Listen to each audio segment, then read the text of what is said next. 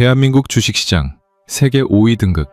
이 믿기 힘든 뉴스에 전 세계 경제학계가 발칵 뒤집혔습니다. 영국의 수석 분석가는 이를 일시적인 거품이라 단정짓고 날카로운 경고성 칼럼을 쓰기 시작했습니다. 하지만 그녀의 펜끝은 오래가지 못해 얼어붙고 말았습니다. 차가운 데이터들을 파고들수록 도저히 설명되지 않는 기적이 튀어나왔기 때문입니다. 첨단 반도체는 시작에 불과했습니다. 그 뒤에 가려져 있던 철통 같은 방산, 세계 바다를 지배하는 조선, 그리고 세계 최고 효율의 원전까지 톱니바퀴처럼 완벽하게 맞물린 국가적 독점이 눈앞에 드러난 것입니다. 결국 그녀가 도달한 곳은 숫자가 아닌 역사였습니다. 70년 전 전 세계에서 가장 가난했던 64달러짜리 나라가 어떻게 세계를 움직이는 거인이 되었는가? 한국의 몰락을 예언하려던 영국 분석가가 결국 경이로움에 굴복하고만 그 생생한 기록을 지금 공개합니다. 시작 전 구독과 좋아요 한번 눌러주시면 영상 제작에 큰 힘이 됩니다. 감동이방 오늘의 이야기 시작하겠습니다. 엘레널, 한국 봤어요? 동료가 모니터를 가리켰습니다. 코스피, 세계 5위. 저는 잠깐 멈췄다가 말했어요. 거품이겠죠? 그런데 손가락은 이미 검색창을 두드리고 있었습니다. 안녕하세요. 저는 엘레널 하틀리입니다. 런던 정경대에서 경제학을 전공하고 이코노미스트지에서 30년째 수석 분석가로 일하고 있어요. 제 일은 단순합니다. 숫자를 읽고 그 숫자가 말하는 진실을 독자들에게 전달하는 것. 감정이 아니라 데이터로 세상을 보는 것. 그게 제가 평생 지켜온 원칙이에요. 2026년 6월의 평범한 월요일 오전이었습니다. 런던 사무실 창밖으로 흐린 하늘이 보이고 책상 위에는 반쯤 식은 커피 한 잔이 놓여 있었어요. 저는 유럽중앙은행 금리 결정 분석 원고를 마무리하던 참이었는데 그때 동료 제임스가 제 자리로 걸어왔습니다. 이거 좀 이상하지 않아요? 한국이 세계 5위라니. 모니터에는 블룸버그 속보가 떠 있었어요. 코스피가 장중 8,933포인트를 기록하며 사상 최고치를 경신했다는 내용이었습니다. 이재명 정부 출범 이후 불과 1년 만에 2,700선에서 8,800선까지 수직 상승했다고 했어요. 미국, 중국, 일본, 인도. 그 다음이 대한민국이라는 거였죠. 저는 30년 경력의 직업적 본능으로 즉각 반응했습니다. 머릿속에서 자동으로 변수들이 정렬되기 시작했어요. 국토 면적부터 봤습니다. 한국은 10만 제곱킬로미터, 세계 107위예요. 미국의 100분의 1도 안 됩니다. 제가 매일 출퇴근하는 런던에서 차로 2시간이면 영국 절반을 가로지르는데 한국은 그 영국보다도 작은 나라예요. 한반도 전체도 아니고 휴전선 아래 절반짜리 땅입니다. 인구를 봤습니다. 5,170만 명. 세계 29위예요. 중국이나 인도처럼 14억 명이 내수시장을 만들어주는 구조가 아니에요. 경제학적으로 인구 1억 명이 넘어야 내수 소비만으로 대기업이 굴러갈 수 있는 구조가 됩니다. 한국은 그 절반에 불과해요. 물건을 만들어도 팔 곳이 좁다는 뜻이고 그 말은 태어날 때부터 무조건 밖으로 나가야 하는 구조라는 뜻이기도 합니다. 에너지에서 격차는 더 벌어졌습니다. 에너지 수입 의존도 93.9%. 석유도 나오지 않고 천연가스도 없고 철광석도 없어요. 동해가스전이 있었는데 매장량이 바닥나서 이미 문을 닫았다고 합니다. 미국은 석유도 나오고 천연가스도 나오고 곡물 수출 세계 1위예요. 중국은 히토류 세계 1위에 석탄도 넘쳐나죠. 인도도 석탄과 철광석이 풍부하고요. 한국은요. 수입길이 막히는 순간 공장도 못 돌리고 난방도 못하고 자동차도 못 굴립니다. 이 세 가지 조건을 놓고 저는 잠시 멈췄어요. 국토 107위, 인구 29위, 에너지 자립도 6%. 솔직히 이 조건이면 세계 증시 32위 안에만 들어도 대단한 겁니다. 경제학 교과서에 등장하는 성장 모델 어디에도 이 조건으로 세계 5위 증시를 만든 사례는 없어요. 제가 런던 정경대에서 배운 이론으로도 30년간 쌓아온 현장 경험으로도 이건 설명이 되지 않는 숫자였습니다. 그런데 숫자는 거기서 끝나지 않았어요. 삼성전자 주가가 처음으로 36만 원을 넘어섰습니다. 2018년 액면 분할 이후 종가 기준 역대 최고치라고 했어요. SK 하이닉스는 시가총액 1조 달러를 달성하면서 세계 12위에 올라섰고요. 삼성전자는 메탈에 제치고 글로벌 시총 12권에 진입했습니다. 증권가에서는 코스피 12,000까지 전망이 나오고 있었어요. 9,000선 돌파가 유력하다는 분석도 쏟아지고 있었고요. 저는 커피잔을 옆으로 밀어두고 빈 문서 파일을 열었습니다. 제목은 이미 정해져 있었어요. 한국 증시 5위, 반도체 버블 경보. 30년 경력의 분석가로서 이 정도 거품은 눈 감고도 해체할 수 있다고 생각했습니다. 데이터를 파고들수록 논리는 선명해질 거라고 믿었어요. 그리고 48시간이면 충분할 거라고 확신했습니다. 그 확신이 얼마나 오래 갔는지는 지금 생각하면 쓴웃음이 나옵니다. 버블 논리를 무너뜨릴 첫 번째 데이터를 마주하는 챕터입니다. 저는 가장 먼저 코스피 구성 종목부터 파고들었습니다. 거품을 증명하려면 그 거품이 어디서 만들어졌는지부터 짚어야 하거든요. 그리고 예상대로 첫 번째 숫자는 선명했습니다. 삼성전자와 SK 하이닉스. 이 두 종목을 합치면 코스피 전체 시가총액의 50.4%였어요. 처음으로 절반을 넘긴 겁니다. 저는 이 숫자를 보는 순간 속으로 생각했어요. 역시나 전형적인 단일 산업 의존 구조입니다. 반도체 두 종목이 나라 전체 증시의 절반을 차지하고 있다는 건 그 두 종목이 흔들리는 순간 시장 전체가 무너진다는 뜻이에요. 이건 분산이 아니라 집중이고 집중은 언제나 리스크입니다. 칼럼의 첫 번째 단락이 써지기 시작했어요. 그런데 그 다음 줄에서 손이 멈췄습니다. 직업적 습관 때문이었어요. 저는 어떤 주장을 쓰기 전에 반드시 비교 데이터를 확인하는 편입니다. 한국의 반도체 편중이 얼마나 특이한 현상인지 보여주려면 다른 나라 증시는 어떤지 함께 제시해야 독자들이 맥락을 이해할 수 있거든요. 그래서 미국 증시 데이터를 열었습니다. S&P 500, 미국을 대표하는 주가지수예요. 그 시가총액의 34.8%가 빅테크 7개 종목으로 이루어져 있었습니다. 애플, 엔비디아, 마이크로소프트, 아마존, 구글, 메타, 테슬라. 이 7개가 미국 증시 전체의 3분의 1을 차지하고 있는 거예요. 2016년만 해도 12.5%였는데 10년 사이에 3배가 된 겁니다. 그런데 누구도 미국 증시를 보고 빅테크 버블이라고 부르지 않아요.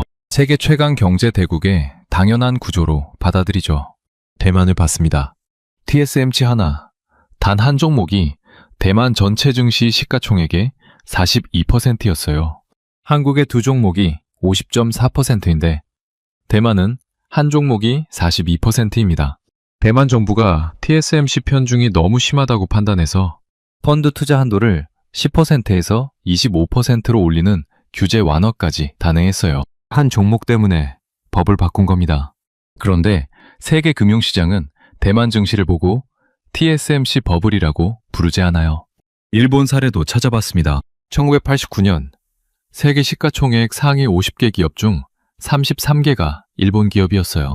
당시 세계 시총 1위가 NTT, 일본 전신 전화회사였고 2위였던 IBM보다 시총이 3배나 컸습니다. 그 아래로 일본은행 4곳이 줄줄이 앉아 있었어요. 금융과 전자산업이 일본 증시를 세계 1위로 끌어올린 거였죠. 특정 산업이 증시를 견인하는 건 그때도 마찬가지였습니다.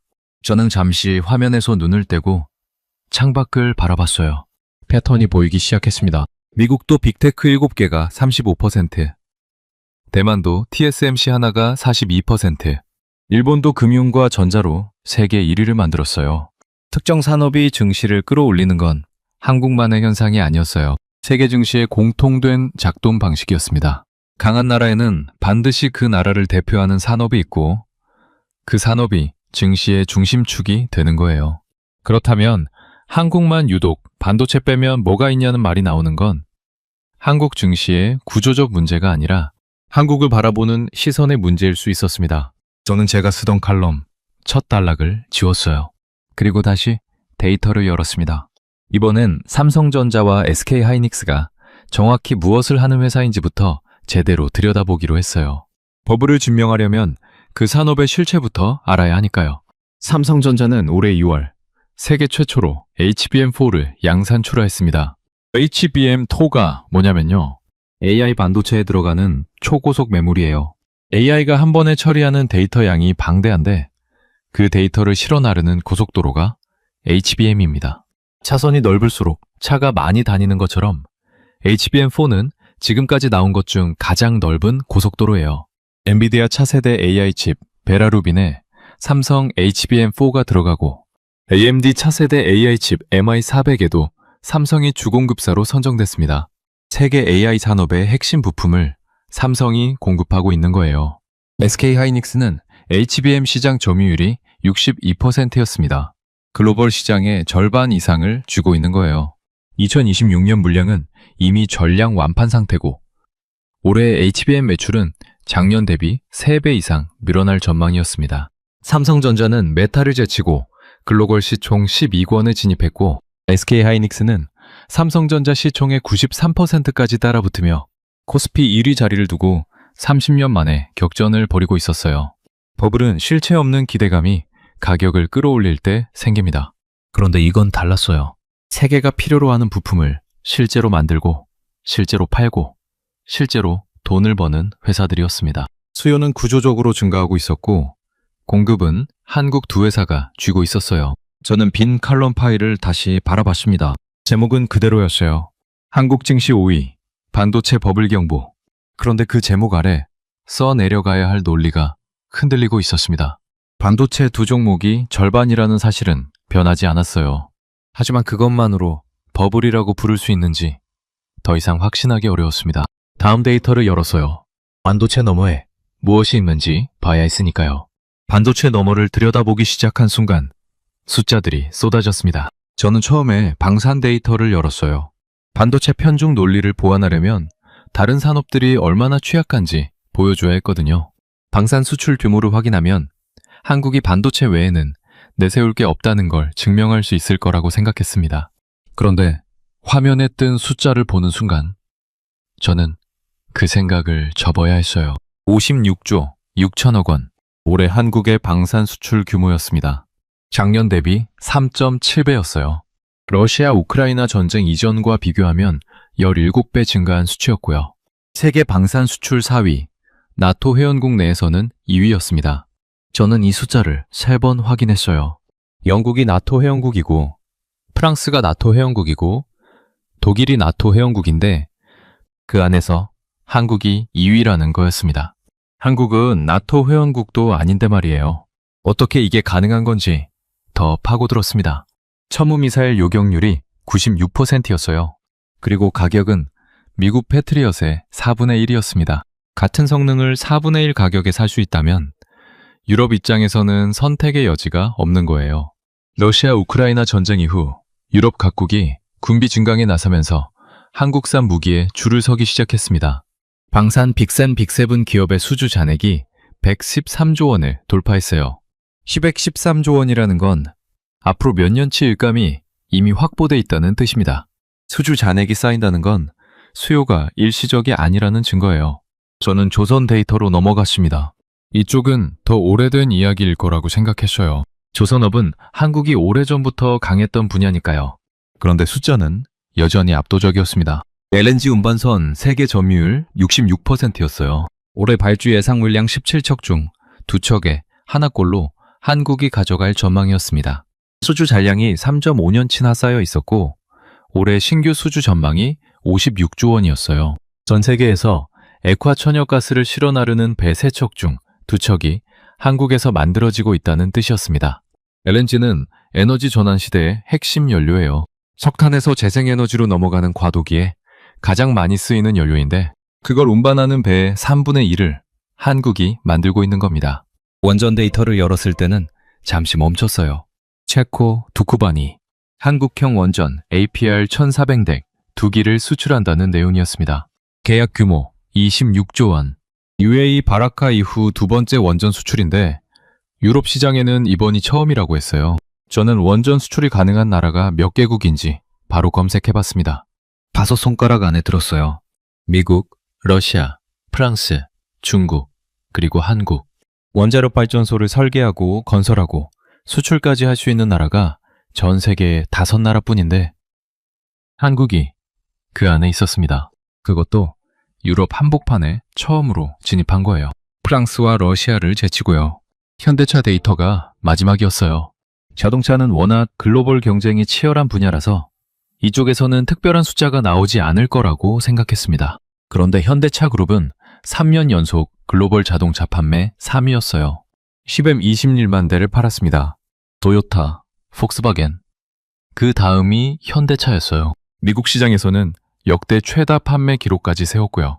미국 소비자들이 토요타와 폭스바겐 다음으로 가장 많이 선택한 자동차가 현대차라는 뜻이었습니다. 저는 화면에서 눈을 떼고 메모장을 꺼냈어요.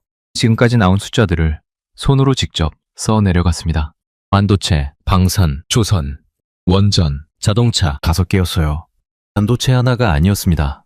각각의 산업이 세계 시장에서 독립적으로 경쟁력을 갖추고 있었어요. 방산은 나토네 2위, 조선은 LNG 운반선 66%, 원전은 유럽 첫 진출, 자동차는 글로벌 3위. 이 중 어느 하나만 있어도 그 나라 증시를 설명하는데 충분한 산업들이었는데 한국은 이걸 동시에 갖고 있었습니다. 저는 제 칼럼 파일을 다시 열었어요. 제목 아래 첫 단락을 다시 쓰기 시작했습니다. 그런데 손가락이 멈췄어요. 반도체 버블이라고 썼는데 방산은 어떻게 설명하죠? 조선은요? 원전은요? 현대차는요? 반도체 하나로 올린 거품이라고 쓰려면 나머지 4개 산업의 숫자들을 전부 무시해야 했습니다. 그건 분석이 아니었어요.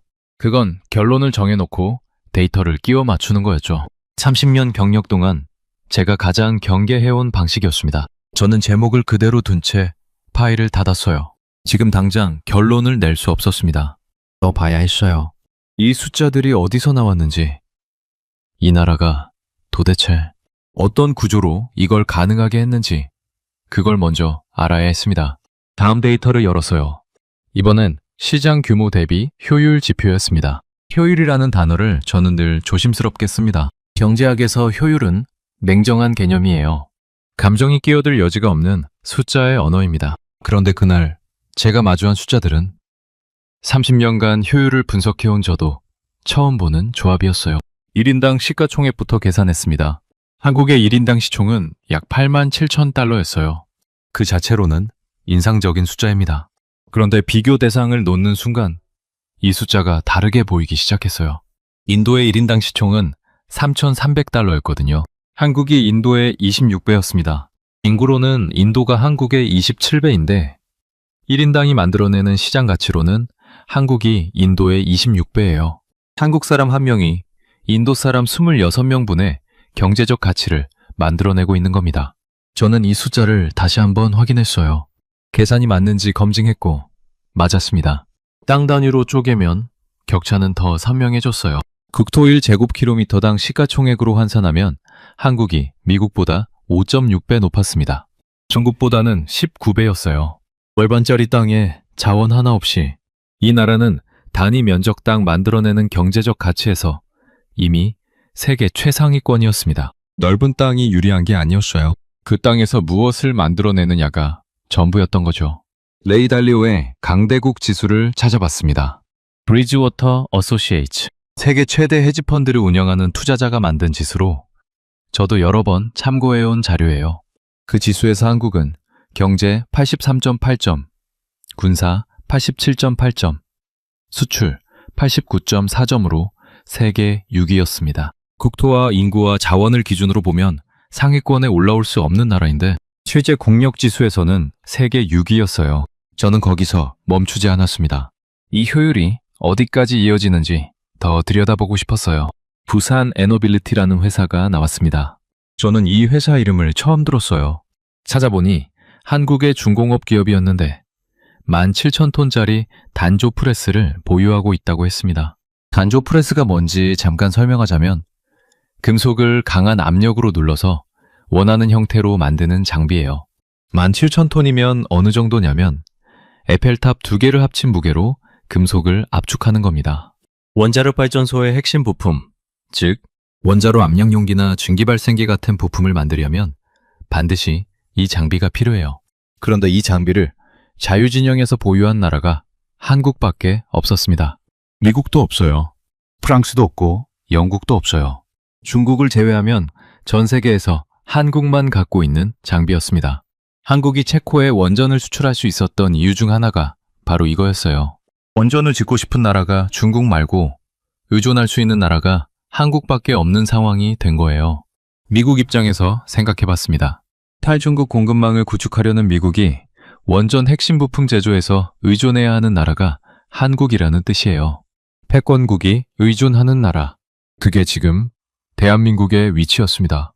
삼성물산 데이터가 나왔습니다. 미국 소형 모듈 원자로 1위 기업 뉴케일 파워의 핵심 주주로 올라섰다는 내용이었어요. 앞으로 3년간 에너지 사업에만 6조 5천억에서 7조 5천억 원을 투자할 계획이라고 했습니다. 소형 원자로, 즉 SMR은 기존 대형 원전보다 건설 비용이 낮고 유연하게 배치할 수 있어서 에너지 전환 시대의 핵심 기술로 꼽히는 분야예요. 한국이 대형 원전 수출에 이어 소형 원자로 시장까지 선점하겠다는 거였습니다. 저는 잠시 의자에 등을 기댔어요. 런던 정경대에서 경제학을 배울 때 교수님이 이런 말씀을 하셨어요. 어떤 나라의 경제 규모를 볼 때는 절대 수치만 보지 마라. 그 나라가 가진 자원과 인구와 면적 대비 어느 위치에 있는지를 봐야 한다.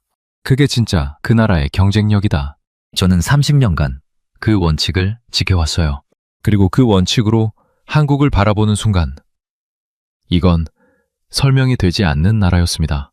국토 107위, 인구 29위, 에너지 자립도 6%인 나라가 1인당 시총에서 인도의 26배를 만들어내고 있었어요.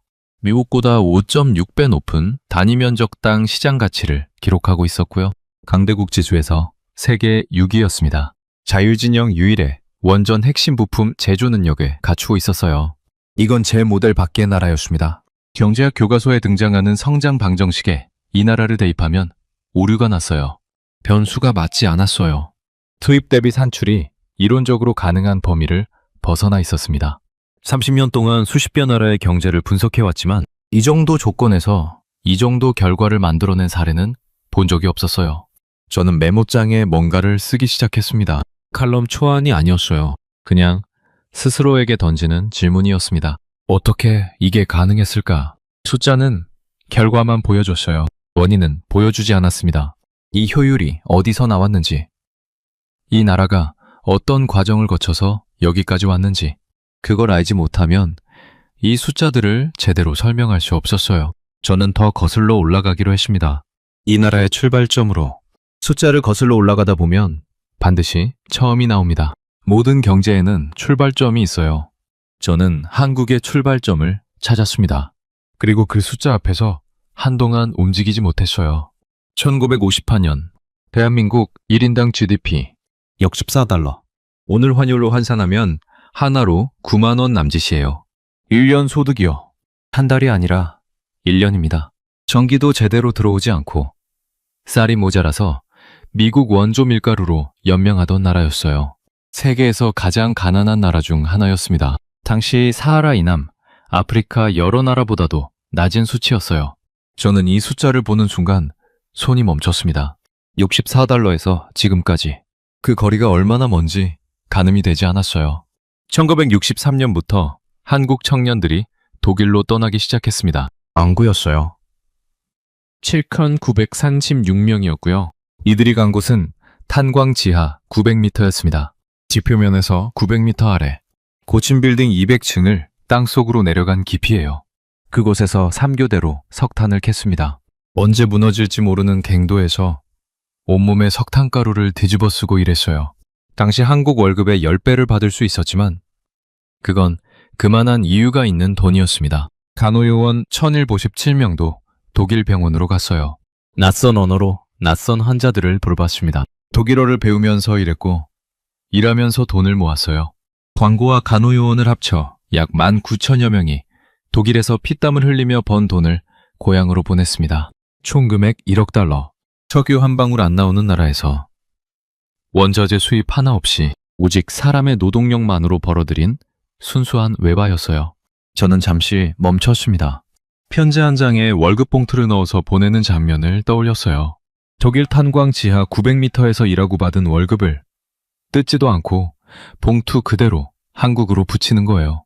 그 돈이 한국에 도착하면 동생 등록금이 되고 어머니 병원비가 되고 가족이 먹을 쌀이 됐습니다. 중동은 더 혹독했습니다. 1974년부터 8년 동안 한국 건설업체들이 중동에서 444억 달러어치를 수주했어요. 현대건설, 대림산업, 삼원기업, 사막 한가운데 섭씨 50도가 넘는 더위에서 용접하고 배관을 깔고 도로를 놓았습니다. 1980년에는 해외로 나간 한국인의 80%가 중동에 있었어요. 이게 왜 중동이었는지 맥락이 있습니다. 1973년 오일 쇼크로 석유값이 4배로 뛰면서 한국 경제가 직격탄을 맞았어요. 석유 수입 대금이 감당할 수 없는 수준으로 올라갔습니다. 그래서 한국이 선택한 방법이 뭐였냐면 석유 파는 나라에 가서 공사를 해주고 그 돈으로 석유값을 낸 거예요.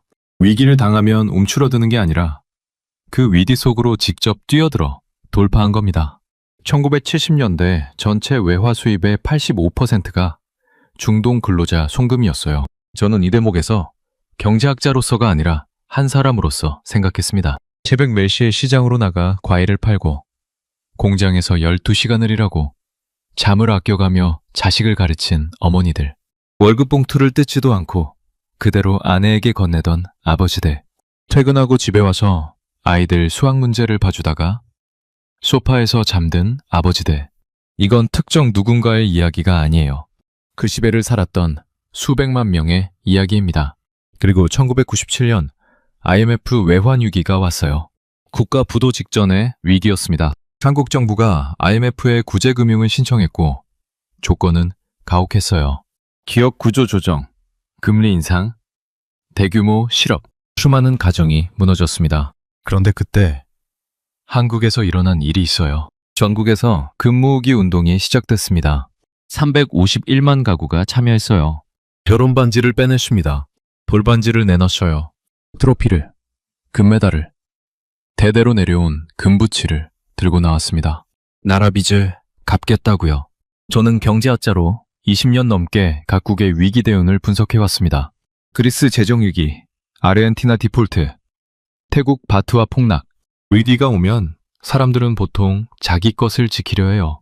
정부를 탓하고 거리로 나가고 시위를 벌이죠. 그런데 한국에서는 351만 가구가 자발적으로 금을 내놨어요. 국가의 빚을 내 빚으로 여긴 사람들이었습니다. 이건 경제학으로 설명되지 않아요. 어떤 모델에도 이 변수는 없어요. 저는 오랫동안 화면을 바라봤습니다. 역 14달러, 독일 탄광 지하 900m, 중동 사막 섭씨 50도, 951만 가구의 결혼 반지. 이 나라의 출발점과 그 과정이 눈앞에 펼쳐져 있었어요. 칼럼을 쓰러 들어왔는데 저는 지금 완전히 바른 이야기 앞에 서 있었습니다. 거품을 증명하려고 데이터를 팠는데 데이터가 저에게 70년의 역사를 보여주고 있었어요. 숫자 너머에 사람들이 있었습니다. 그리고 그 사람들이 만들어낸 것들이 지금 세계 5위 증시가 되어 있었어요. 다음 질문은 자연스럽게 따라왔습니다. 그 세대가 지켜낸 것들이 지금 무엇이 됐는가? 저는 다시 검색창을 열었어요. 독일 탄광 지하 900m에서 월급 봉투를 고향으로 보내던 아버지들이 있었습니다. 중동 사막, 섭씨 50도에서 배관을 깔던 아버지들이 있었어요. 그분들이 보내온 돈으로 자식들을 학교에 보냈습니다. 그 자식들이 지금 어디에 있는지 저는 데이터를 통해 확인했어요. HBM4였습니다. HBM이 뭔지 처음 접하는 분들을 위해 설명하자면 AI가 데이터를 처리할 때 그 데이터를 실어 나르는 고속도로라고 생각하면 됩니다. 차선이 넓을수록 더 많은 차가 더 빠르게 달릴 수 있는 것처럼 HBM의 성능이 높을수록 AI가 더 많은 데이터를 더 빠르게 처리할 수 있어요. 챗 GPT가 질문에 답하고 자율주행차가 도로를 인식하고 의료 AI가 암을 진단하는 모든 순간에 HBM이 작동하고 있습니다. AI 시대의 가장 깊은 곳에 있는 부품이에요. 삼성전자가 올해 2월 세계 최초로 HBM4를 양산 출하했습니다. 세계 최초라는 말은 삼성이 만들기 전까지는 지구상 어디에도 이 제품이 없었다는 뜻이에요. 미국도 없었고, 일본도 없었고, 네덜란드도 없었습니다. 한국이 처음 만든 거예요. 거기서 끝이 아니었습니다. 5월에는 HBM4E 12단 샘플을 업계 최초로 공급했어요. HBM2에서 한 단계 더 진화한 버전입니다. 12개 층을 수직으로 쌓아 올린 구조인데 층과 층 사이의 연결 정밀도가 머리카락 굵기의 수천 분의 1 수준이에요. 이걸 양품으로 뽑아내는 수율을 확보하는 게 얼마나 어려운 일인지 반도체 업계에서는 모두가 알고 있습니다. 삼성이 그걸 해낸 거예요. 엔비디아 차세대 AI 칩 베라루빈에 삼성 HBM4가 들어갑니다. AMD 차세대 AI 칩 MI400에도 삼성이 주공급사로 선정됐고요. 엔비디아와 AMD, 세계 AI 반도체 시장을 양분하는 두 회사가 모두 삼성의 메모리를 필요로 하고 있는 겁니다. 세계 AI 산업의 심장이 한국 반도체로 뛰고 있다는 말이 과장이 아니었어요. SK 하이닉스는 달랐습니다. 삼성과 같은 방향을 보고 있었지만 전략은 달랐어요. HBM 시장 점유율 62%, 글로벌 시장의 절반 이상을 단 한 회사가 쥐고 있었습니다. 2026년 물량은 이미 전량 완판 상태예요. 주문을 받고 싶어도 더 이상 받을 수 없는 상황인 거죠. 올해 HBM 매출은 작년 대비 3배 이상 늘어날 전망이었고 시가총액 1조 달러를 돌파하면서 세계 12위에 올라섰습니다. 삼성전자 시총의 93%까지 따라붙으며 코스피 1위 자리를 두고 30년 만에 격전이 벌어지고 있었어요. 두 회사가 세계 AI 메모리 시장을 사실상 장악하고 있는 겁니다. 그런데 저를 진짜로 멈추게 한 건 LG 이야기였어요. LG는 원래 반도체를 만들던 회사였습니다. 1999년 IMF 구조조정 과정에서 반도체 사업부를 현대에 넘겨야 했어요. 그게 시간이 흘러 SK 하이닉스가 됩니다. LG 입장에서는 자기 손으로 키운 사업을 외부 압력으로 내줘야 했던 거예요. 그리고 27년이 지났습니다. LG가 돌아오고 있었어요. HBM용 하이브리드 본더를 독자 개발하고 있었습니다. 하이브리드 본더는 HBM에 층층이 쌓인 반도체 칩들을 정밀하게 접합하는 장비예요. 지금까지 이 장비 시장은 일본과 네덜란드가 독점해왔습니다. 한국이 세계 최고 수준의 HBM을 만들면서도 핵심 장비는 외국에서 사와야 했던 거죠. LG는 그 장비를 직접 만들겠다고 나선 겁니다. 정밀 식각 장비 개발에도 착수했어요. 반도체 회로를 새기는 장비인데 이 역시 일본과 네덜란드가 독점하던 분야였습니다. 27년 전에 빼앗긴 자식을 되찾으러 가는 거예요. 이번엔 반도체를 만드는 게 아니라 반도체를 만드는 장비를 만들겠다고 나선 겁니다. 한 단계 위로 올라가는 거예요. 저는 이 대목에서 오랫동안 생각했습니다. 독일 탄광에서 번 돈이 자식 교육비가 됐고 그 자식들이 공장에 들어가 기술을 배웠어요. 그 기술이 쌓여 반도체가 됐고 그 반도체가 세계 AI 산업의 핵심 부품이 됐습니다. 중동 사막에서 번 돈으로 세운 공장에서 그 돈을 보내준 아버지들의 자식들이 지금 세계 최초 HBM4를 만들고 있는 거예요. IMF 때 결혼 반지를 내놓은 351만 가구의 자녀들이 지금 62%짜리 글로벌 점유율을 지키고 있는 겁니다. 세대와 세대 사이에 끊어지지 않는 연결고리가 있었어요. 저는 노트북 화면에서 눈을 떼고 창밖을 바라봤습니다. 런던의 하늘은 여전히 흐렸어요. 책상 위 커피는 이미 오래전에 식어 있었고요. 시계를 보니 어느새 저녁 7시가 넘어 있었습니다. 아침에 48시간이면 충분하다고 생각했던 칼럼이 지금 완전히 다른 방향으로 흘러가고 있었어요. 저는 노트북을 열고 칼럼 파일을 다시 불러왔습니다. 제목을 바라봤어요. 한국 증시 5위, 반도체 버블 경보. 커서를 제목 위에 올려놓고 잠시 멈췄다가 전체 선택을 눌렀습니다. 그리고 지웠어요. 빈칸이 됐습니다. 새 제목을 입력하기 시작했는데 아직 뭐라고 써야 할지 정확히 알 수 없었어요. 다만 버블이라는 단어는 더 이상 맞지 않는다는 건 분명했습니다. 저장을 누르고 파일을 닫았어요. 내일 다시 열어야 했습니다. 오늘 밤은 지금까지 본 것들을 정리해야 했어요. 머릿속에서 숫자들이 계속 맴돌고 있었거든요. 역습 4달러, 지하 900m, 섭씨 50도, 부색 51만 가구, HBM4 62%, 1조 달러. 이 숫자들이 하나의 선으로 이어지고 있었습니다. 다음날 아침, 저는 일찍 사무실에 나왔습니다. 런던의 6월 아침은 이상하게 맑았어요. 전날 흐리던 하늘이 씻겨 내려간 것처럼요. 커피를 한 잔 타고 자리에 앉아 노트북을 열었습니다. 빈 제목의 칼럼 파일이 그대로 기다리고 있었어요. 저는 처음부터 다시 정리하기로 했습니다.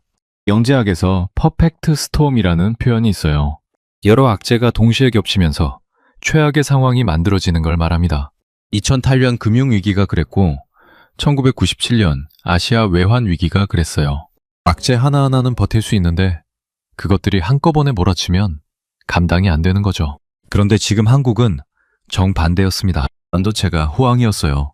HBM2 세계 최초 양산, SK하이닉스 점유율 62%, 2026년 물량 전량 완판, AI 시대가 본격화될수록 수요는 구조적으로 늘어날 수밖에 없는 구조였습니다. 당산이 호황이었어요. 수출 56조 6천억 원, 나토 내 2위, 수주 잔액 113조 원. 러시아 우크라이나 전쟁 이후 유럽의 군비 증강은 당분간 멈추지 않을 흐름이었습니다. 조선이 호황이었어요. LNG 운반선 점유율 66%, 수주 잔량 3.5년치. 에너지 전환 시대에 LNG 수요는 늘어날 수밖에 없고 그 배를 만드는 나라는 한국이었습니다. 원전이 호황이었어요. 체코 두쿠반이 26조 원 계약, 유럽 시장 첫 진출. 탈탄소 흐름 속에서 원전에 대한 재평가가 전 세계적으로 이루어지고 있었고 자유진영에서 원전을 수출할 수 있는 나라는 손가락으로 꼽을 수 있었습니다. 자동차가 호황이었어요. 현대차 그룹 3년 연속 글로벌 3위, 727만 대, 미국 역대 최다 판매. 5개 산업이 동시에 세계 상위권에서 달리고 있었어요.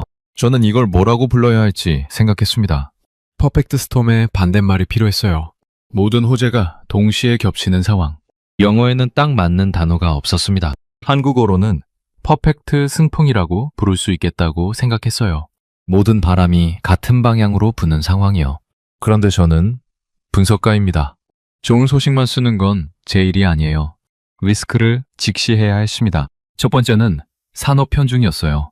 삼성전자와 SK하이닉스 두 종목이 코스피 전체의 50.4%를 차지하고 있다는 건 변하지 않는 사실이었습니다. 방산, 조선, 원전이 빠르게 성장하고 있지만 아직 증시에서 차지하는 비중은 크지 않았어요. 미국 증시가 빅테크 7개로 분산돼 있고 업종도 AI, 클라우드, 전자상거래, SNS로 다양한 것과 비교하면 한국은 여전히 메모리, 반도체 두 종목에 집중돼 있었습니다. 분산이 더 빨라져야 하는 건 사실이에요. 두 번째는 인구였습니다. 생산 가능 인구가 줄어들고 있었어요. 내수 시장이 축소될 수밖에 없는 구조적 한계가 있었고 이건 장기적으로 성장의 발목을 잡을 수 있는 문제였습니다. 한국의 합계 출산율이 세계 최저 수준이라는 건 이미 알고 있었어요. 지금 방장은 수출로 버티고 있지만 20년 후, 30년 후를 내다보면 이 문제를 피해갈 수 없었습니다. 세 번째는 미중 갈등이었어요. 한국의 대중구역 의존도가 높은 상황에서 관세 변수와 공급망 재편 압력이 언제든 변수가 될 수 있었습니다. 미국이 동맹국에 반도체 대중 수출 규제를 요구하고 있었고 중국은 히토리와 핵심 광물 수출을 무기화하고 있었어요. 한국은 그 사이 어딘가에 끼어 있는 나라였습니다. 어느 쪽도 쉽게 선택할 수 없는 위치에 있었어요. 저는 이 세 가지 리스크를 메모장에 써내려갔습니다. 그리고 한참 바라봤어요. 그런데 이상한 일이 생겼습니다. 리스크를 쓰면 쓸수록 반론이 따라왔어요. 산업 편중 문제. 맞아요. 그런데 미국도 빅테크 집중을 문제라고 했을 때 그 이후에 어떻게 됐나요? 더 올라갔습니다. 집중은 리스크이기도 하지만 세계 최고 수준의 경쟁력을 가진 산업이 있다는 증거이기도 해요. 인구 문제. 맞아요. 그런데 한국은 이미 내수보다 수출로 먹고 사는 구조예요. 인구가 줄어도 수출 경쟁력이 유지되는 한 성장은 가능합니다. 미중 갈등. 맞아요. 그런데 미국이 중국을 대체할 공급망을 구축하려면 한국이 필요합니다. 반도체도, 원전 부품도, 조선도 한국 없이는 안 되는 구조가 이미 만들어져 있었어요. 리스크를 쓰면서 동시에 그 리스크가 왜 한국에게 치명적이지 않은지를 설명하게 되는 상황이었습니다. 저는 30년 동안 위기에 처한 나라들을 많이 봐왔어요. 아르헨티나, 그리스, 베네수엘라. 이 나라들이 무너질 때 공통점이 있었습니다. 리스크가 쌓이는 속도보다 그걸 해결하는 속도가 느렸어요. 그런데 한국은 달랐습니다. 오일 쇼크가 오자 중동으로 달려가 공사를 따냈어요. IMF가 오자 351만 가구가 금을 내놨습니다.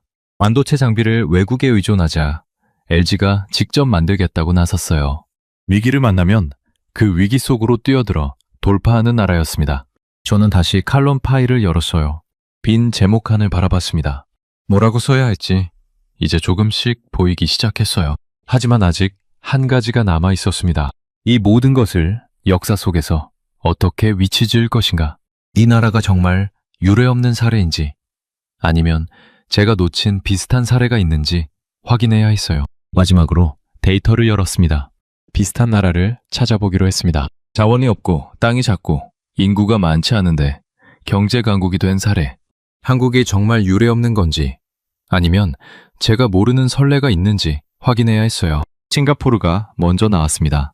면적 733제곱킬로미터. 서울보다 조금 큰 도시국가예요. 자원은 없고 내수시장도 없고 말라카 해협이라는 지정학적 요충지 하나를 붙잡고 세계 금융과 물류의 허브가 됐습니다. 1인당 GDP는 세계 최상위권이에요. 인상적인 사례입니다. 그런데 인구가 590만 명이었어요. 한국의 9분의 1이에요. 도시 하나를 먹여 살리는 것과 5천만 명을 먹여 살리는 건 완전히 다른 문제입니다. 규모 자체가 달라요. 이스라엘을 봤습니다.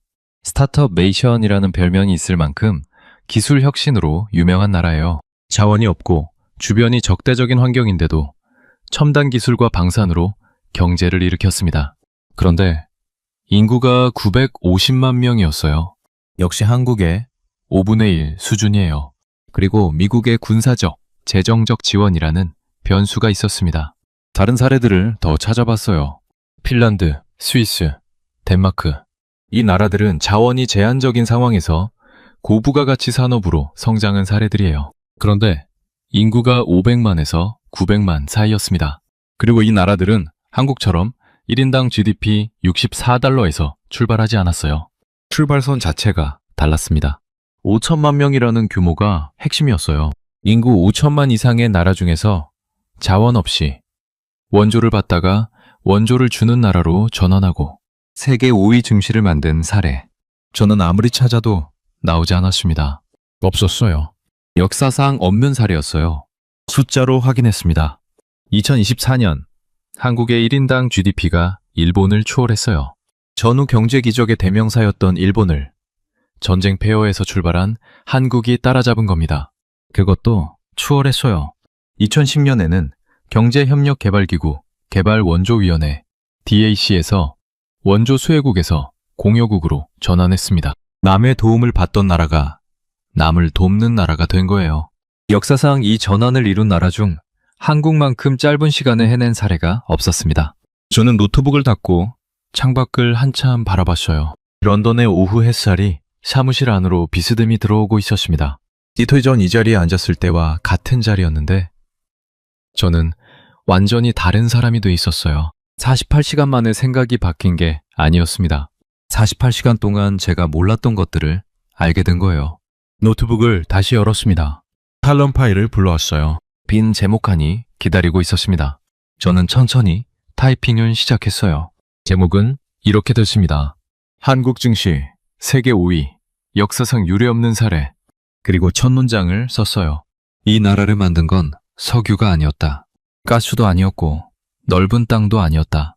저는 계속 써 내려갔습니다. 국토 107위, 인구 29위, 에너지 자립도 6%의 나라가 어떻게 세계 5위 증시를 만들었는지, 64달러에서 출발해서 일본을 추월하기까지 70년의 궤적이 어떻게 가능했는지, 독일 탄광 지하 900m의 광부들이 보낸 월급 봉투가 어떻게 HBM4가 되나는지, 중동 사막, 섭씨 50도의 땀이 어떻게 LNG 운반선 66%가 됐는지, IMF 때 결혼 반지를 내놓은 351만 가구의 장애들이 어떻게 세계 AI 산업의 핵심 부품을 만들게 됐는지 쓰면서 한 가지 생각이 계속 따라왔어요.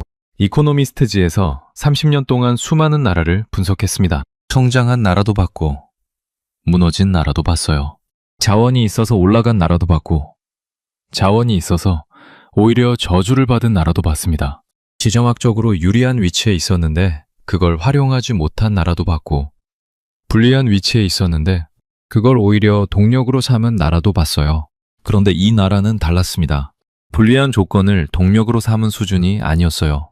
불리한 조건 그 자체가 경쟁력이 된 나라였습니다.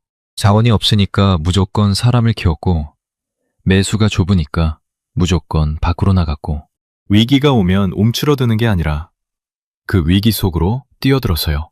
70년 동안 그 패턴이 반복됐습니다. 그리고 그 패턴이 지금 세계 5위 증시가 됐어요. 저는 칼럼의 마지막 문단을 쓰면서 잠시 멈췄습니다. 경제학 교과서에는 이 나라가 없어요. 성장 이론에 이 나라를 대입하면 오류가 납니다. 토입 대비 산출이 이론적 범위를 벗어나 있으니까요. 그래서 저는 이 칼럼의 결론을 이렇게 썼습니다. 한국은 교과서에 없는 나라다. 그리고 그게 바로 이 나라가 교과서에 실려야 하는 이유다. 저장 버튼을 눌렀어요. 파일 이름을 저장하는 창이 떴습니다. 저는 파일 이름을 이렇게 입력했어요. 코리아 파이너. 창을 닫았습니다.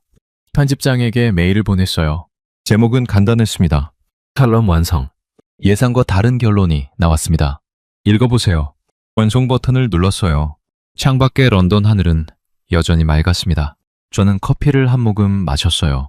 이번엔 따뜻했습니다. 여러분, 오늘의 이야기는 여기까지입니다. 국토 107위, 인구 29위, 자원 제로. 이 조건에서 세계 5위 증시를 만든 나라는 역사상 대한민국이 유일합니다. 이건 운이 아니에요. 포기하지 않았기 때문입니다. 64달러에서 출발해서 70년 만에 여기까지 온 나라. 그 나라의 국민이 바로 여러분입니다. 대한민국이 자랑스러우신 분들, 댓글로 대한민국 최고 한마디 남겨주세요. 지금까지 감동요방이었습니다. 긴 영상 끝까지 시청해 주셔서 감사합니다. 오늘도 건강한 하루 보내시길 바랍니다.